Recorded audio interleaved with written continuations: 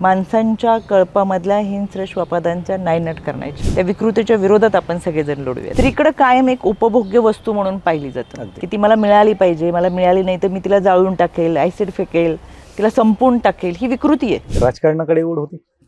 राजकारणात कधी मला वाटलं नाही मी येईल म्हणून. तशी काही पार्श्वभूमी होती? नाही, राजकारणात जाऊ किंवा राजकारण कधीतरी आपण कोणत्या पदावर असू असं कधीही चुकूनही मनात आलं नाही, वाटलंही नाही. मी स्पर्धा परीक्षेमध्ये यशस्वी नाही होऊ शकले, पण स्पर्धा परीक्षेच्याच एका प्रश्नपत्रिकेत प्रश्न होता की राज्य महिला आयोगाच्या अध्यक्ष कोण आहेत. तोफेच्या तोंडावरती महिला आयोग असतं, काय सांगा? मुळातच रक्त चळवळीचं आहे, एका कार्यकर्तीचं आहे, रस्त्यावर बसून आंदोलन करणाऱ्यांचे, जनसामान्यांचे प्रश्न समजून ते सोडवण्यासाठी धडपडणारेच असल्यामुळे त्या कार्यालयात बसून प्रश्न सुटणार नाही हे माझ्या लक्षात आलं. त्याच्यासाठी मी राज्याचा दौरा करायचा ठरवला आणि जनसुनावणीचं नियोजन केलं. आजही वंशाला वारसदार पाहिजे, दारावरच्या पाटीवरती नाव पाहिजे, सातबाऱ्यावरती नाव पाहिजे म्हणून गर्भामध्ये मुलीची हत्या करणाऱ्यांची संख्या कमी नाही. तुम्हाला असं वाटतं की महाराष्ट्रातली महिला सुरक्षित आहे? माणसामधला माणूस म्हणून त्याला जगण्यापेक्षा माणसामधला जनावर म्हणून तो जास्त जगतोय, हिंस्र श्वापाद म्हणून तो जास्त जगतोय. की जन्मदाता बाप 8 महिन्यापासून मुलीवर बलात्कार करत होता. मग महिला सुरक्षित आहेत का?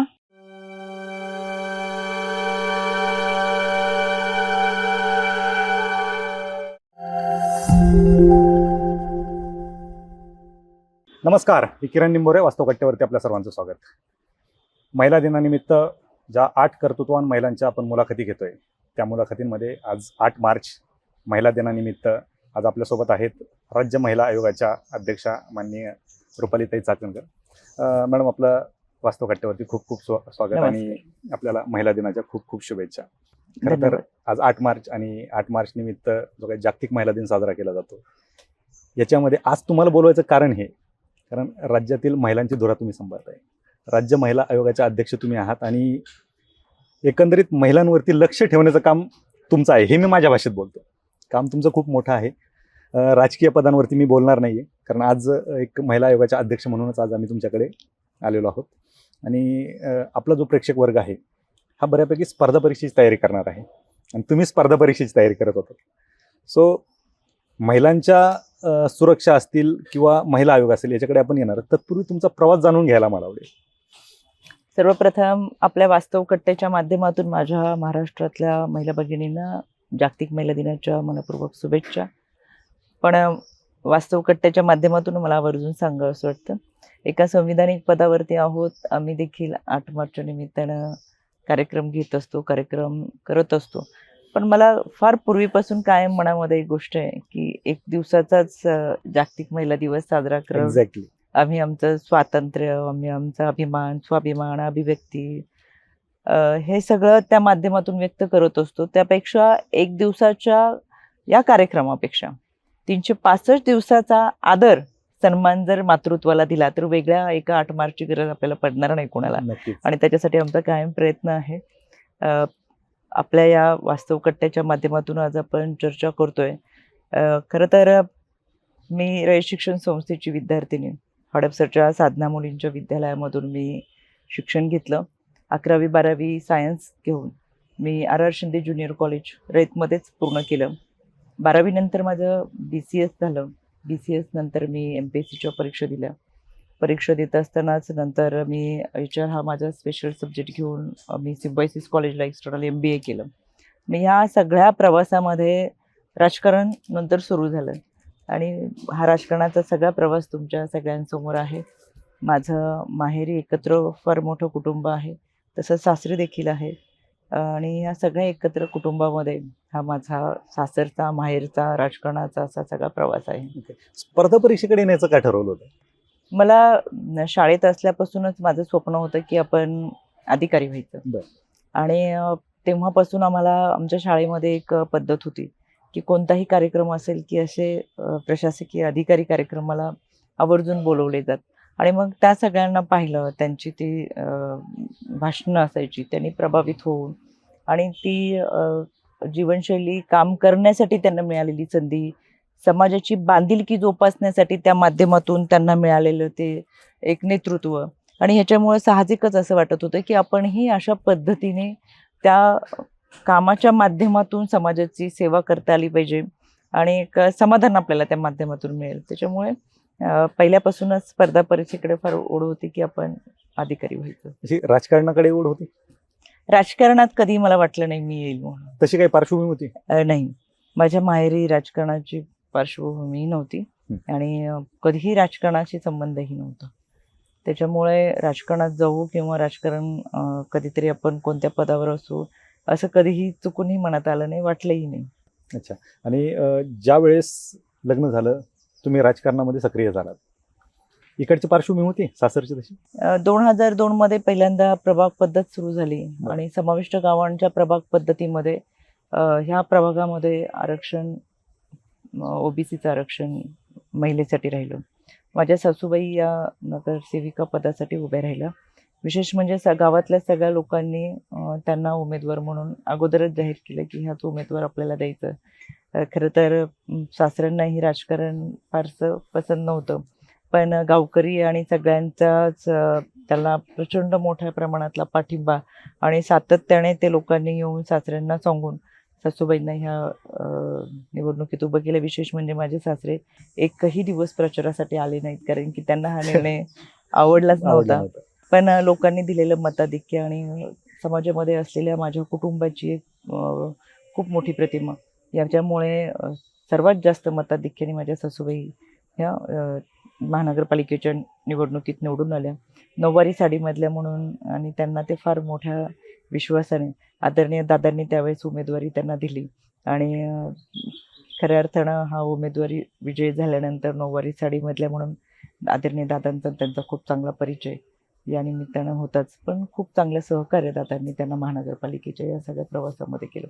दुर्दैवाने त्यांचं निधन झालं आणि त्यानंतर खरं त्यांच्या काळामध्ये असलेले बचत गट, नागरवस्ती विकास योजनेच्या माध्यमातून सुरू केलेली बचत गटाची कामं, ट्रेनिंग, महिलांना स्वतःच्या पायावरती उभं राहत असताना दिलेल्या अनुदानाच्या माध्यमातून अनेक उपक्रम, या सगळ्यांमध्ये माझा त्यावेळेस त्यांच्या निमित्तानं सक्रिय सहभाग होता.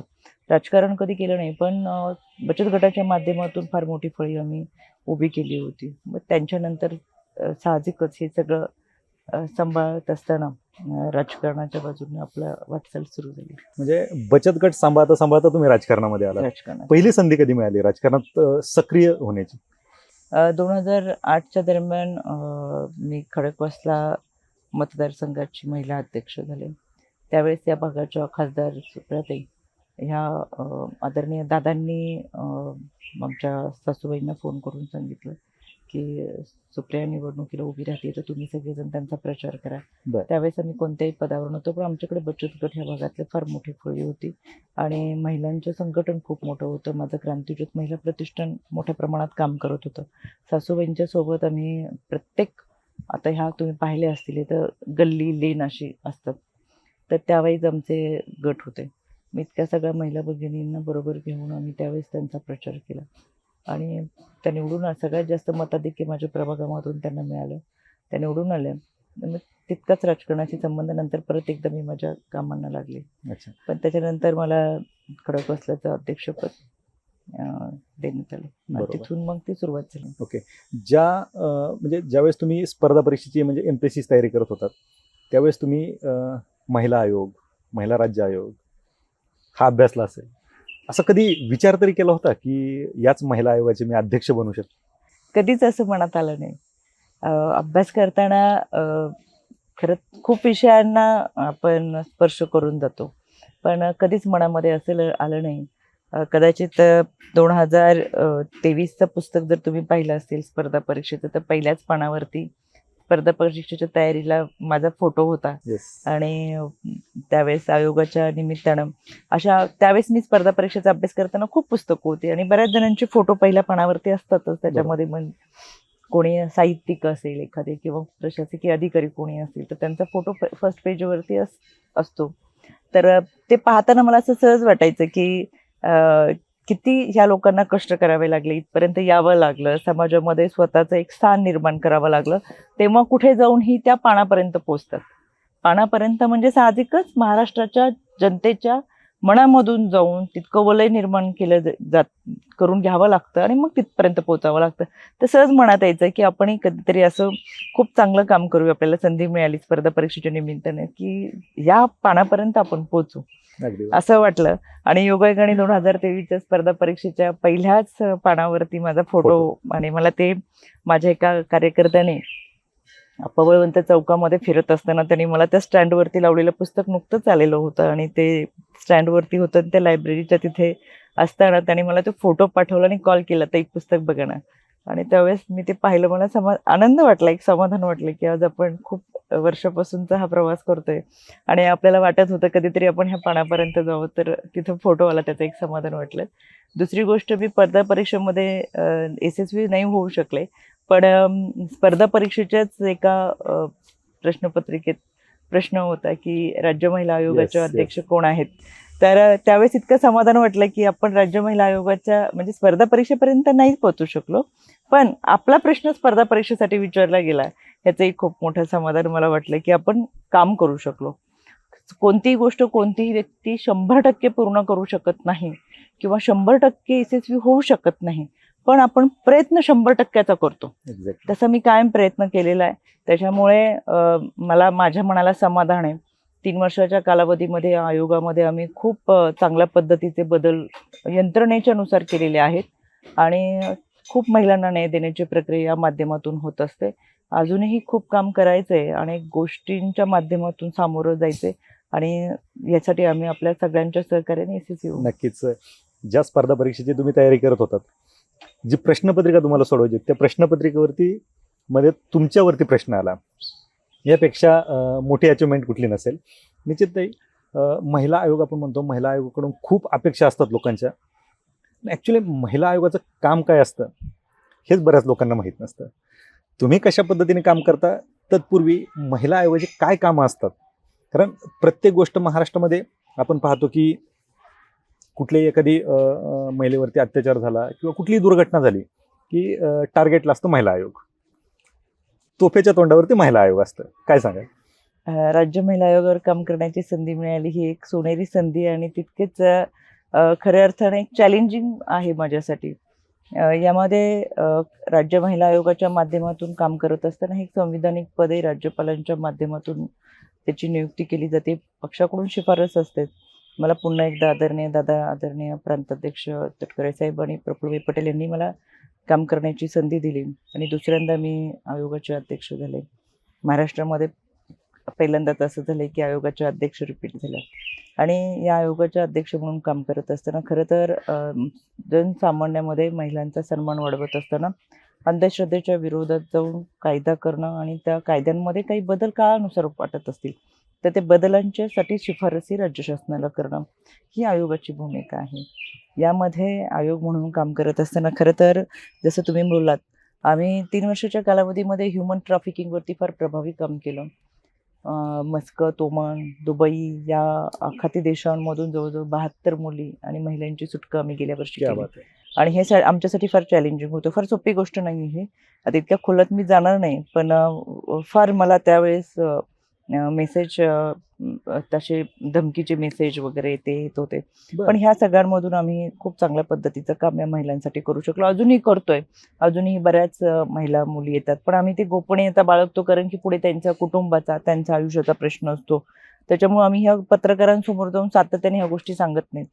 दुसरी गोष्ट, आयोगामध्ये आम्ही माझ्या आयोगाच्या कार्यालयामध्ये मी जेव्हा पहिल्या महिन्यामध्ये बसले त्यावेळेस एक महिनाभर मला असं वाटलं होतं की त्या मुंबईच्या कार्यालयामधूनच आपल्या सगळ्या विभागीय कार्यालयांवर कंट्रोल करून आपल्याला काम करायचं आहे. पण मुळातच रक्त चळवळीचं आहे, एका कार्यकर्तीचं आहे, Yes. रस्त्यावर बसून आंदोलन करणाऱ्यांचं आहे, जनसामान्यांचे प्रश्न समजून ते सोडवण्यासाठी धडपडणारेच असल्यामुळे त्या कार्यालयात बसून प्रश्न सुटणार नाही हे माझ्या लक्षात आलं. त्याच्यासाठी मी राज्याचा दौरा करायचा ठरवला आणि जनसुनावणीचं नियोजन केलं. आयोग आपल्या दारी हा आमचा आयोगाचा सर्वात यशस्वी कार्यक्रम आम्ही पार पाडला. गेल्या 3 वर्षाच्या कालावधीमध्ये संपूर्ण महाराष्ट्रामध्ये आम्ही जनसुनावणी घेतली. आता दुसऱ्यांदा माझा महाराष्ट्राचा दौरा सुरू झालेला आहे. तो आम्ही रत्नागिरी, सिंधुदुर्ग, कोल्हापूर, सांगली असा करून आता छत्रपती संभाजीनगरही केला आणि पूर्ण महाराष्ट्रामध्ये तर मी दुसऱ्यांदा या जनसुनावणीच्या निमित्तानं फिरते. जनसुनावणी म्हणजे काय? माझी पालघर, धुळे, जळगाव, नंदुरबारची वाड्या वस्ती आणि पाड्यावरची महिला भगिनी ही माझ्या बांद्राच्या ऑफिसमध्ये येऊ शकणार नाही. बरोबर. तिला ना कार्यालय माहीत असेल, ना रुपाली चाकणकर माहीत असेल, ना येण्या जाण्याचा खर्च तिला झेपणारा असेल आणि तितकी माहितीही नसेल. कदाचित आयोगच माहित नसेल. आयोगच माहीत नसेल किंवा ती आयोगाचं नाव जरी माहीत असेल किंवा आपल्याला न्याय मागायचं हे माहीत असेल, पण जायचं कसं, Yes. कुठे पोचायचं, काय, अशा अनेक प्रश्न तिच्या मनामध्ये असू शकतात. ती माझ्यापर्यंत येऊ शकत नाही, पण मी तिच्यापर्यंत जाऊ शकते. बरोबर. आणि म्हणून मी हा राज्याचा दौरा जनसुनावणीच्या माध्यमातून केला आणि प्रत्येक जिल्ह्याच्या ठिकाणी जाऊन मी ती जनसुनावणी, माझ्या जनसुनावणीला मग संबंधित जिल्हाधिकारी असतात, पोलीस अधीक्षक असतात, विधी सेवा प्राधिकरण असतं, CO असतात, वेगवेगळ्या काउन्सिलिंग सेंटरचे काउन्सिलर ते असतात. आम्ही वेगवेगळे पॅनल करतो आणि त्या जिल्ह्यामधील कोणतीही व्यक्ती तिथे आधीही नोंदणी न करता जागच्या न्याय मागायला येऊ शकते आणि आम्ही तो न्याय तिला देतो. क्या बात आहे. आता छत्रपती संभाजीनगरची गोष्ट म्हणजे एका दिवसात आम्ही 14 कुटुंब एकत्र जुळवले Great. आणि काउन्सिलिंगच्या माध्यमातून. आणि याच्या पाठीमागची प्रक्रिया फार मोठी आहे. शेवटी कुटुंब संस्था समाजाचा पाया आहे आणि हे कुटुंब टिकलं पाहिजे तर हा समाज टिकेल. त्याच्यामुळे कुटुंब एकत्र आणण्यासाठी, कुटुंब टिकले पाहिजे, त्यांचं काउन्सिलिंग करणे, त्यासाठी आमच्या आयोगाचा फार मोठा भर असतो आणि या माध्यमातून आम्ही सगळेजण काम करत असतो. आमच्या राज्य महिला आयोगाचे अध्यक्ष झाल्यानंतर माझी सगळ्यात पहिली शिफारस राज्य शासनाला ही बालविवाहाच्या ठरावासंदर्भात होती. बरं. आणि म्हणून आम्ही मग संपूर्ण महाराष्ट्रामध्ये ज्या ग्रामसभा होतात त्या ग्रामसभांमध्ये बालविवाहाच्या विरोधातले, विधवा प्रथाच्या विरोधातले ठराव मान्य करण्यावरती भर घेतला. आणि मी स्वतः महाराष्ट्रात फिरताना जर ग्रामपंचायतीमध्ये कुठे आमंत्रित केलं तर आधी त्यांना विचारायचे, तुमचा ठराव झालाय का बालविवाहाच्या विरोधात, विधवा प्रथाच्या तर मी विरोधात, तर मी येईल. तर ते म्हणणे आम्ही ठराव करून घेतो. म्हणजे असं आव्हान सगळ्या ठिकाणी केलं आणि पहिल्याच दिवशी मला 4,500-5 हजार ग्रामपंचायतींचे ठराव आले. क्या बात.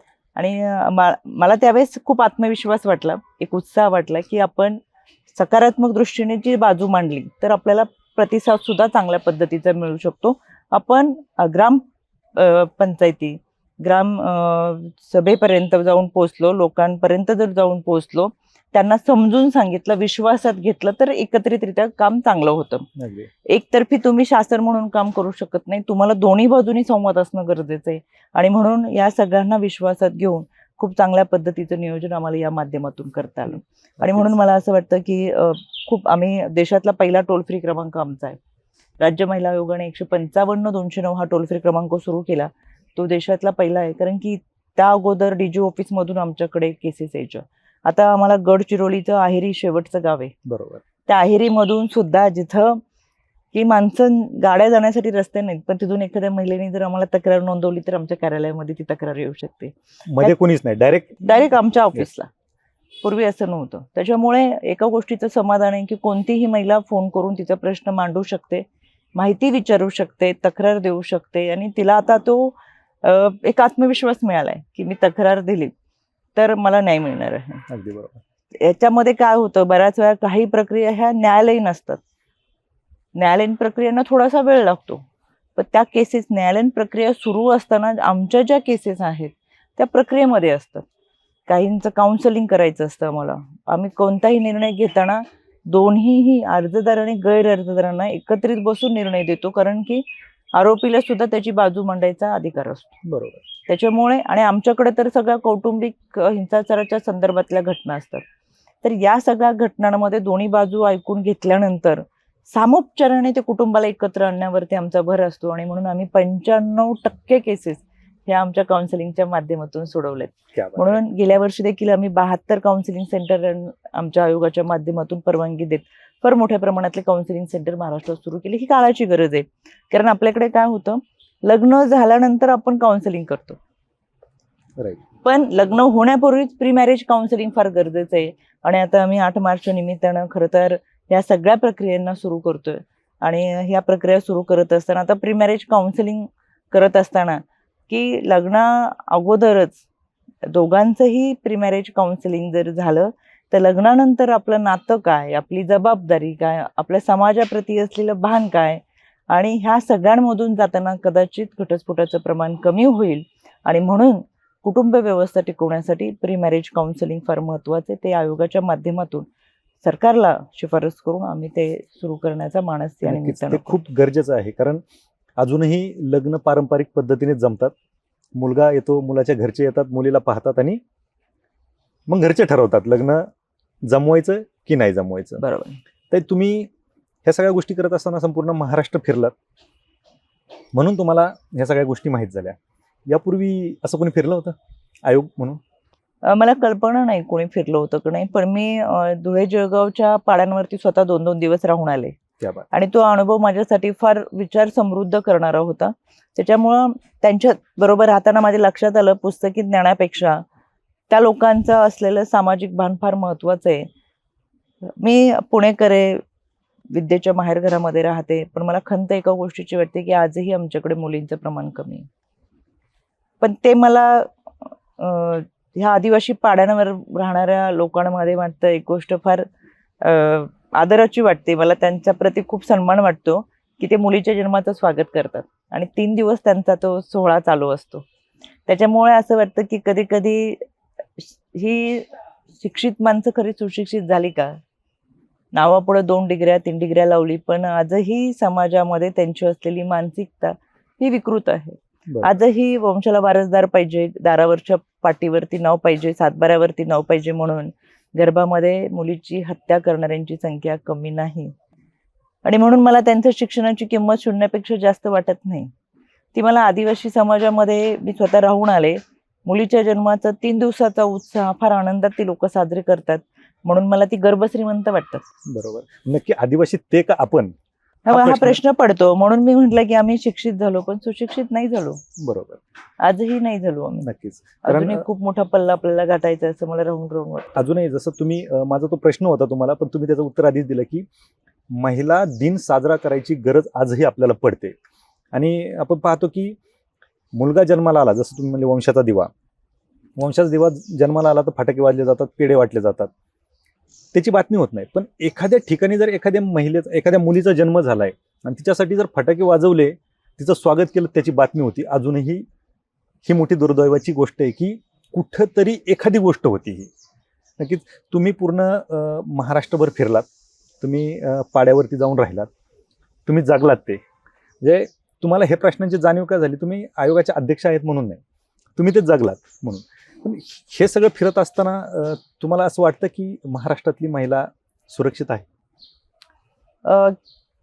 अनेक वर्षानुवर्ष ही मानसिकता समाजाची आहे. देशामधील सर्वाधिक कठोर कायदे हे महाराष्ट्रामध्ये. बरोबर. एकीकडे आपण बालविवाहाच्या विरोधात कायदा केलाय. बरोबर. बालविवाहाच्या विरोधातला कायदा अस्तित्वात असताना सुद्धा आम्ही तितक्या ताकदीने तो कायदा मोडतो आणि बालविवाह लावून देतो. आमच्याकडे हुंडाबंदीच्या विरोधात कायदा आहे, तितक्याच ताकदीने आम्ही तो कायदा मोडतो आणि हुंडा घेतो आणि देतो. बरोबर. गर्भनिधन चाचणीच्या विरोधात आमच्याकडे कायदा आहे. आमच्या तालुक्यामध्ये गर्भनिधन चाचणी झाली नाही तर आम्ही शेजारच्या तालुक्यात जातो, आमच्या जिल्ह्यात झालं नाही तर दुसऱ्या जिल्ह्यात जातो. इतकंच काय, आमच्या राज्यात झालं नाही तर आम्ही शेजारच्या राज्यात जाऊन गर्भनिधन चाचणी करतो आणि कायदा मोडतो आणि ॲबॉर्शन करतो. म्हणजे कायदे आहेत पण त्या मोडण्याकडे देखील आमचा तितकाच कल आहे. आणि म्हणून आता नवीन 1 जुलैपासून BNS चे कायदे आलेत, भारतीय न्याय संहिता. बरोबर. त्याचबरोबर भारतीय नागरिक न्याय संहिता BNSS, भारतीय साक्ष संहिता BSS, हे 3ही कठोर कायदे केंद्र शासनाने देशात सुरू केले.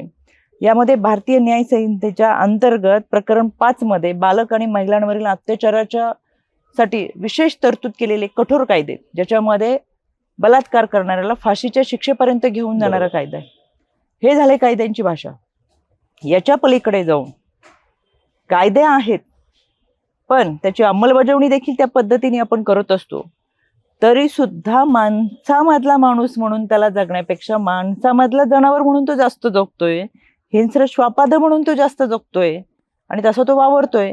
आणि म्हणूनच कालची घटना की जन्मदाता बाप 8 महिन्यापासून मुलीवर बलात्कार करत होता. मग महिला सुरक्षित आहेत का? जन्मदाता बापाने ज्याने जन्म दिलाय तोच जर तिचं वस्त्रहरण करत असेल, तो तिचे अत्याचार करत असेल, तिच्या अब्रूची लक्तरी तोडत असेल, तर तिने पाहायचं कोणाकडे? कायद्याच्या चौकटीतून त्याला आता शिक्षा होईल, पण तिच्या आयुष्य जे लाख मोलाचं होतं ते आयुष्य उद्ध्वस्त होतं. पण आता कायदे आहेत, प्रशासन त्यांचं काम करतंय, पण आम्ही माणूस म्हणून कधी जगणार. त्याच्यामुळे 4 भिंतीच्या आतमध्ये जेव्हा जन्मदाता बाप अत्याचार करतो त्यावेळेस तळपायाची आग मस्तकात जाते. बरोबर. कायद्याच्या चौकटीतून शिक्षा होईलच, पण त्याला नात्याची विण समजली नाही का, त्याला मुलगी समजली नाही का, मग तो माणूस म्हणून जगलाच नाही का. म्हणजे आता सुरुवात खरं तर माणसाने माणूस म्हणून जगायला जर सुरुवात केली तर महिला सुरक्षित राहतील. बरोबर.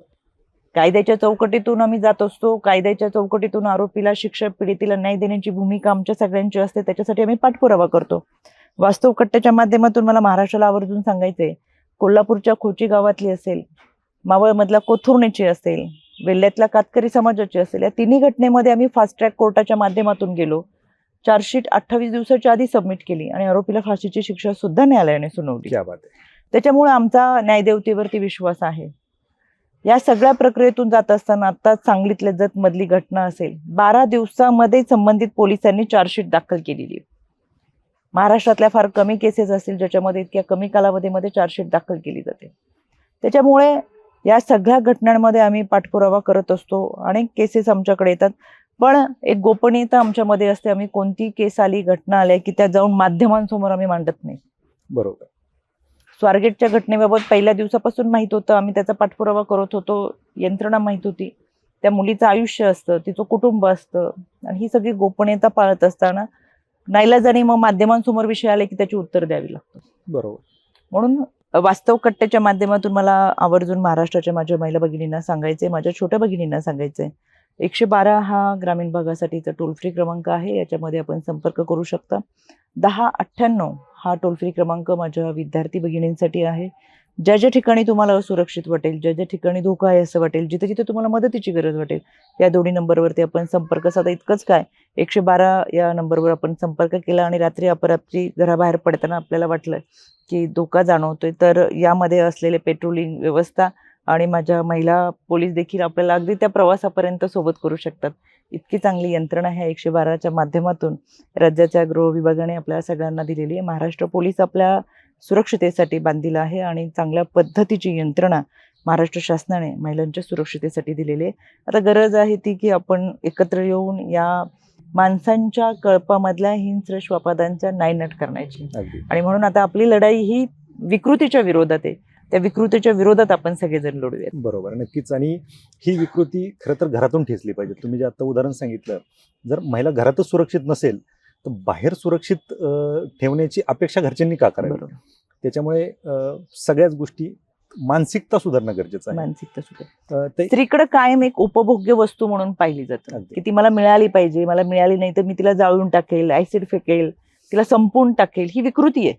बरोबर. त्याच्यामुळे आता आम्हाला घरातून पण विचार देणं गरजेचं आहे ना. 7च्या आत मुली घरात आल्या म्हणण्यापेक्षा आपण आपल्या घरातल्या मुलाला सांगावं की तू इतक्या त्या नजरेने त्या मुलीकडे आदराच्या नजरेने बघ की तू 7च्या आत घरी आहे, पण तिला 10 वाजेपर्यंत फिरलं तरी महाराष्ट्रामध्ये फिरताना, घराच्या बाहेर फिरताना तिला सुरक्षित वाटलं पाहिजे. बरोबर. हा विचार घरापासूनच आपण आता आपल्या मुलांना दिला पाहिजे. नक्कीच. म्हणजे तुमच्या बहिणीची सुरक्षा तुमच्यासाठी महत्वाची असते. महत्वाची, इतरांच्या बहिणीची सुद्धा महत्वाची आहे. तीही कुणाची तरी बहीण आहेच बहीण आहे.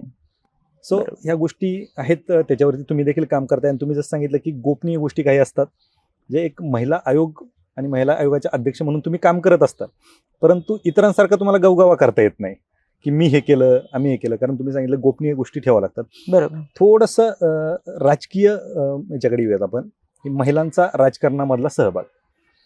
आपण पाहतो की आज तुम्ही महिला आयोगाच्या अध्यक्ष आहात, महिला चंद्रावर जाऊन आल्या, महिला मंगळावरती जाऊन आल्या, महिला बॉर्डरवरती लढतायत, सगळ्या क्षेत्रामध्ये काम करतायत.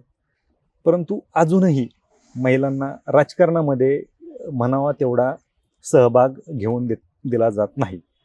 हे माझं ऑब्झर्वेशन आहे. बरोबर. तुमचं म्हणणं काय? याच्यामध्ये पूर्वीपेक्षा आपण आता पाहिलं तर महिलांचा राजकारणातला सहभाग दिवसेंदिवस वाढतोय, पण तरी सुद्धा विधानसभेच्या निवडणुकीमध्ये अजूनही ते प्रमाण कमी राहिलेलं आहे. जितकं म्हणावं तितकं आपण फारसं पुढे गेलेलो नाही. आता लोकसभा आणि विधानसभेला आरक्षण नसतं, त्याच्यामुळे महिला तिथपर्यंत पोहोचत नाहीत फारशा. पण तरी सुद्धा आतापर्यंत ज्या महिला काम करतात त्या त्यांच्या कर्तृत्वावर करतात, त्यांना आरक्षणाची गरज पडली नाही. आता स्थानिक स्वराज्य संस्थांमध्ये जर आपण पाहिलं तर 50% आरक्षण असल्यामुळे सरपंच पदापासून जिल्हा परिषद, पंचायत समिती, महानगरपालिकेला सगळीकडे तुम्हाला 50% महिला राजकारणात दिसतात.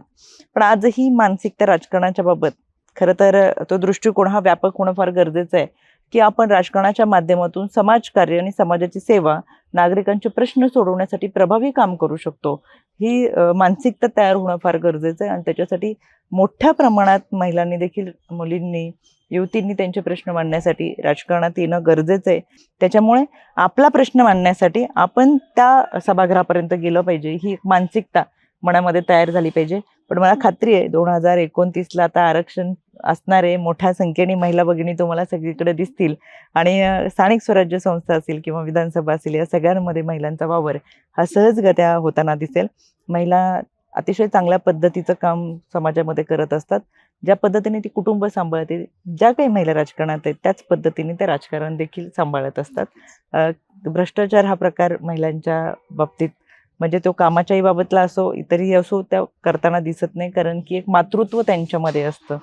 चांगलं उत्तम काम आपल्याला द्यायचं ही त्यांची मानसिकता असते आणि त्याच्यामुळे साहजिकच जितका महिलांचा वावर राजकारणामध्ये वाढेल तितकं प्रभावी काम या माध्यमातून होईल. तुम्ही जसा उल्लेख केला, चांद्रयान चंद्रावर गेलं, चांद्रयान यशस्वी होत असताना सर्वाधिक त्यामध्ये महिला होत्या.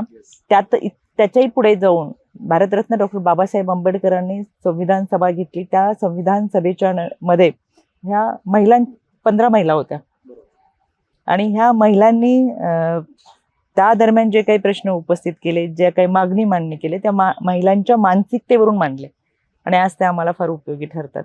त्याच्यामुळे जिथे जिथे महिला आहेत तर त्या अतिशय चांगल्या पद्धतीचा विचार एक सामंजस्यपणाने त्या मांडू शकतात आणि म्हणून मला असं वाटतं येणाऱ्या कालावधीमध्ये महिलांची संख्या आपल्याला मोठ्या प्रमाणात जरूर दिसते. अजून थोडंसं एक त्याच अनुषंगाने एक प्रश्न आहे की स्थानिक स्वराज्य संस्थांमध्ये महिलांना रिझर्वेशन आहे. बऱ्यापैकी वेळा असं होतं की रिझर्वेशन आहे म्हणून घरातली महिला त्या ठिकाणी उमेदवारी दिली जाते, मात्र कार्यभार हा पुरुषच सांभाळत असतो असं पाहायला भेटतं. ही मानसिकता कुठेतरी बदलली पाहिजे. आपला प्रश्न बरोबर आहे. त्याच्यासाठी सरपंच महिला असताना सरपंच पती ही संकल्पना फार हे होती, पण त्याच्यावर आता धोरणच आणलं गेलं. सरपंच महिलांनीच काम करायचं आणि त्याच्यामुळे महिला आता बाहेर पडून काम करतात. त्यांच्या तर लक्षात आलं की आपण चांगल्या पद्धतीने काम करू शकतो आणि आम्ही सातत्याने आव्हान करत असतो, त्या महिलेला संधी द्या. ती संधी दिली, तिचा एखादा निर्णय चुकेल पण ती दुरुस्त करून परत काम करेल. पहिल्यांदाच ती जर ती कारभारीण म्हणून काम करते तर निश्चितपणाने ती चांगले काम करू शकते. कारण की 9 महिने 9 दिवस गर्भातलं मातृत्व तिने अनुभवलेलं असतं. त्याच्यामुळे ते कुठलंही काम तिच्यासाठी कठीण नसतं, अशक्य नसतं, शक्य ती करून दाखवेल. त्याच्यामुळं चांगल्या पद्धतीचं काम या महिला भगिनी करत असतात आणि या निमित्तानं वास्तव कट्ट्याच्या माध्यमातून माझ्या महिला भगिनींना हे सांगायचं आहे, तुमच्यामध्ये ती सृजनता आहे, तुमच्यामध्ये सृष्टी निर्माण करण्याची ताकद आहे, तुम्ही निर्णय क्षमता चांगल्या पद्धतीने तुमच्यामध्ये आहे, ती तत्परता असते. उत्तम मॅनेजमेंट गुरु म्हणून तुमच्याकडे पाहिलं जातं. एक महिला ज्या पद्धतीने कुटुंब सांभाळते, संसार सांभाळते, स्वतःचं घरटं सांभाळते, त्याच पद्धतीने ती समाजकारण आणि राजकारण उत्तमरित्या करू शकते. त्याच्यामुळे आपल्या माध्यमातून तिला माझ्या मनापासून शुभेच्छा आहेत.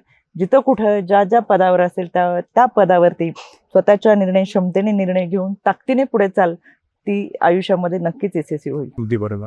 मुलाखतीच्या आणि आजच्या या पॉडकास्टच्या शिव भविष्यामध्ये तुम्हाला आम्हाला विधानसभेमध्ये पाहण्याची इच्छा, याच्यावर कधी आपण विचार कर? 2019ला मी आदरणीय दादांकडे उमेदवारी मागितलेली होती. म्हणजे आम्ही मुलाखतीला मी गेले देखील होते. ज्या दिवशी माझी मुलाखत होती त्याच दिवशी मला प्रदेशाध्यक्षपद मिळालं. म्हणजे मुलाखत माझी 2 वाजता होती आणि 11 वाजता मला प्रदेशाध्यक्षपद दिलं आणि मग राज्याचा दौरा सुरू झाला. त्या काळामध्ये सगळेजण पक्षाला सोडून जात होते, पक्षाची जबाबदारी होती, महिला संघटना उभं करणं असं होतं आणि 2024ला उमेदवारी खरं तर हा मतदारसंघ महायुतीकडे आणि आमचा महायुतीचा जो निर्णय होता की जो उमेदवार त्या भागामध्ये असेल त्या पक्षाने ती निवडणूक लढवायची. त्याच्यामुळे साहजिकच आहे पक्षश्रेष्ठींनी दिलेले आदेश आमच्यासाठी सगळ्यात महत्त्वाचे होते. त्याच्यामुळे ही जागा महायुतीलाच असल्यामुळे इथे निवडणुकीसाठी आपल्याला काही संधी नव्हती, कारण शेवटी माहिती म्हणून आम्ही एकत्रित काम केलंय. आयुष्यात नक्कीच कधी ना कधी काम करत असताना प्रत्येकाच्या आयुष्यामध्ये संधी येत असतात. आपणही चांगल्या पद्धतीने प्रामाणिकपणे काम करतोय आणि छोट्या कुटुंबातून कोणती फारशी राजकीय अनुभव नसताना इथपर्यंत आपण आलोय, अजूनही पुढे जाऊ, काम करत राहू. त्याच्यामुळे संधी नक्कीच मिळेल आणि ही संधी मिळत असताना महिलांचे प्रश्न अधिक प्रभावीपणे आपल्याला सोडवता येतील हा विचार अधिक प्रगल्भ करणार आहे. नक्कीच. आजच्या महिला दिनानिमित्त एक शेवटी फक्त एक सल्ला पाहिजे कित्येक महिला कौटुंबिक हिंसाचाराला बळी पडत असतात, परंतु कुठेतरी कुटुंब तोडायचं नाहीये म्हणून त्या पोलीस स्टेशनला जात नाहीत किंवा कुणाची मदत घेत नाहीत, का तर कुटुंब तोडायचं नाहीये म्हणून. अशा महिलांनी काय केलं? अ, आपल्या बराचसे विषय म्हणजे खरं तर आपल्याला वेळेची मर्यादा असल्यामुळे फार विषयांवरती आपल्याला बोलता आलं नाही. पण मला तुम्हाला आवर्जून सांगायचं बीट मार्शल, दामिनी पथक, पोलीस काका, पोलीस दिदी, पिंक पथक, याचबरोबर भरोसा असेल ही फार उत्तम संकल्पना ही महाराष्ट्र शासन आणि महाराष्ट्र पोलिसांनी राबवलेली आहे. याच्यामध्ये भरोसा असेल हा प्रत्येक पोलीस स्टेशनच्या आवारामध्ये एक भरोसा असेल असतो. हा भरोसा असेल म्हणजे काय, की तुम्हाला कुटुंबामध्ये त्रास होतोय, पण तुम्हाला पोलीस स्टेशनलाही जायचं नाही आणि न्यायालयातही जायचं नाही. त्यापूर्वीची पायरी म्हणजे भरोसा सेल. या भरोसा सेलमध्ये जाऊन तुम्ही तुमची तक्रार नोंद करू शकता. या भरोसा सेलच्या माध्यमातून दोन्ही कुटुंबाचं, दोन्ही व्यक्तींचं, त्या परिवाराचं हे काउन्सिलिंग होतं आणि त्या माध्यमातून कुटुंब एकत्र आणलं जातं. याच्यामध्ये कुठेही गुन्हा नोंद होत नाही, कुठेही तक्रार नोंद होत नाही, कुठेही नावाची बदनामी होत नाही आणि ही सगळी माहिती गोपनीय ठेवली जाते. त्याच्यामुळे पोलीस स्टेशनला गुन्हा नोंद न करता, कोर्टामध्ये न जाता सामोपचाराने कुटुंब एकत्र ठेवण्याचा उत्तम पर्याय आणि मार्ग म्हणजे भरोसा असेल. आपल्या माध्यमातून मी महाराष्ट्राच्या माझ्या मायमाऊलींना आवर्जून सांगेल, कुटुंबामध्ये कौटुंबिक हिंसाचाराला तुम्ही सामोरं जात असेल तर 112 क्रमांकावरती आपण संपर्क साधा. आपल्या जवळच्या पोलीस स्टेशनच्या भरोसा सेलमध्ये जाऊन आपली तक्रार नोंदवा. आज महिला दिन आणि महिला दिनानिमित्त एकंदरीत महिलांच्या सुरक्षेच्या संदर्भात आणि ज्या ग्रामीण भागातील महिला आहेत, मी ताड्यावरती बांड्यावरती लावून आला, त्याच्यामुळे तुम्हाला महिलांची मानसिकता मागते आहे. या सगळ्या मानसिकतेवरती महिलांच्या सुरक्षेविषयी आपण बोललात. वास्तव वाक्यावरती खरा आपला प्रवास आपण मांडला, त्याबद्दल आपलं खूप खूप आभार. एकदा आपणास महिला दिनाच्या खूप खूप शुभेच्छा.